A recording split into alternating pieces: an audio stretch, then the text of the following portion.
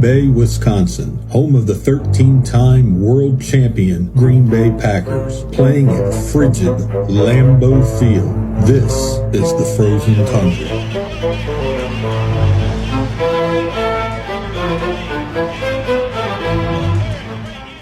Yo YouTube, what's going on? It's your boy Cheese Empire back here with another video, and today we're going to be breaking down the Green Bay Packers versus the Washington Commanders. So let's get right on into it. So the Green Bay Packers will play host to the Washington Commanders on Thursday night for Thursday Night Football. So let's break it down.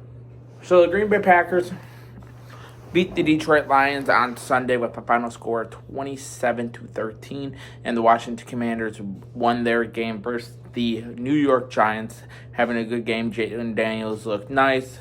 That offense was rolling. The defense looked nice for the Commanders versus the Giants, and for the Packers versus the Detroit Lions, one of the NFC's favorites in the eyes of a lot of people, including myself. The Packers absolutely dominated, absolutely steamrolled the Detroit Lions, only allowing one touchdown, which was in the garbage time, and 2 field goals compared to the Packers putting up 27 points themselves, with Josh Jacobs, Jaden Reed, and, of course, Tucker Kraft getting touchdowns for the Packers, and then 2 Brandon McManus field goals. So overall, the Green Bay Packers played a great game versus the Lions and with the Commanders. So they both come in on a short week to Lambeau Field to face the Washington Commanders. Now, let me get into the 3 keys for the Green Bay Packers to win versus the Commanders. Key number 1, stopping Jaden Daniels.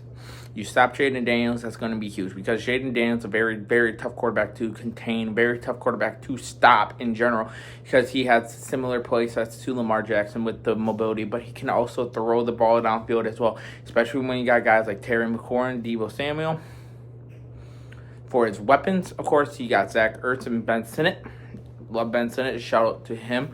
If you do not know, I interviewed him down in the Senior Bowl, so go check that out. I'll have the link to that in the description. But overall, it's going to be a very, very tough job for the Packers to stop it, but it's going to be a job they can do, because they showed last week with Jared Goff and this Lions' very shifty backfield with DeAndre Swift that they'll be able to slow down a player that is hard to tackle, a player that's hard to really stop. They showed they can do it. Now, is Jaden Daniels different than DeAndre Swift? Yes. Of course, Jaden Daniels being a quarterback compared to DeAndre Swift being a running back, that's still very difficult, because Jaden Daniels is going to be able to read and feel the pressure coming in on him, while DeAndre Swift, his job is to follow the play call, follow the blocks, compared to Jaden Daniels, of course. And the Packers were able to do it, and the Packers can do it against Jaden Daniels as well, because you got guys setting the edge like Rashawn Gary, like Micah Parsons, Lucas Van Ness, who set the edge good, and Kingsley Ibarre, a very good 4-man rotation for the Green Bay Packers. But Micah Parsons and Rashawn Gary being your 2 main ones is a very good thing for the Packers. Oh, yeah.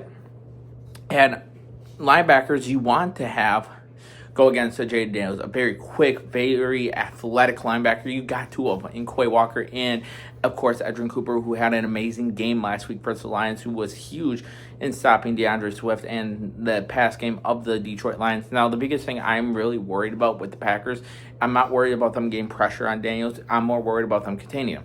So that's why you got to slow down Jaden Daniels. If you can slow down Jaden Daniels, make him have to maneuver the pocket and set the edge, it's going to be very difficult for him when you have very athletic, very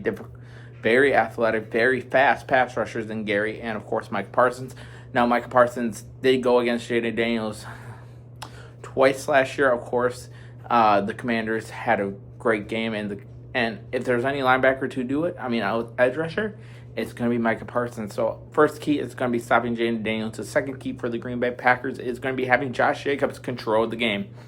Yes, I know it's the same one as last time, but you want to have Josh Jacobs control the game, because guess what? You want to keep Jaden Daniels and this high-paced offense off the field as much as you can, especially since you got guys like Deebo Samuel who can be used in both the run and pass game. Jaden Daniels, same thing. Yes, they don't have Brian.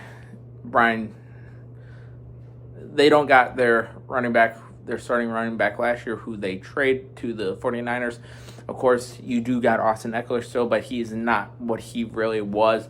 He's more of a shell of his former self, you can say. But if you get Josh Jacobs going, that's going to be huge, and that leads into my third and final point.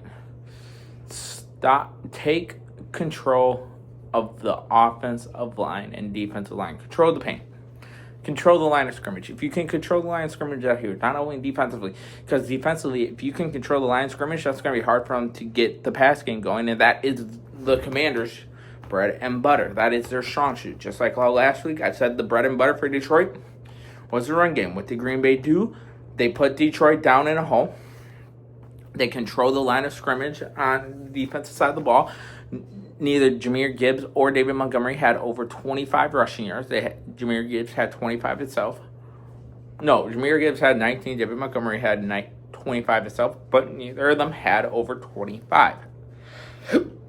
If you put the Commanders in a spot where they are having issues passing, that's going to be huge, because you remove that. And then if you can control the line of scrimmage in the pass game, you're going to force them to run. And last week, your running defense showed it can stand up to the task. So I'm confident in a very not as good of a running team in Washington compared to Detroit, but still a pretty good team overall with the line of scrimmage. So if you control that on the defense side, that will be huge. And then offensively, you control the line of scrimmage, it lines up to my second point.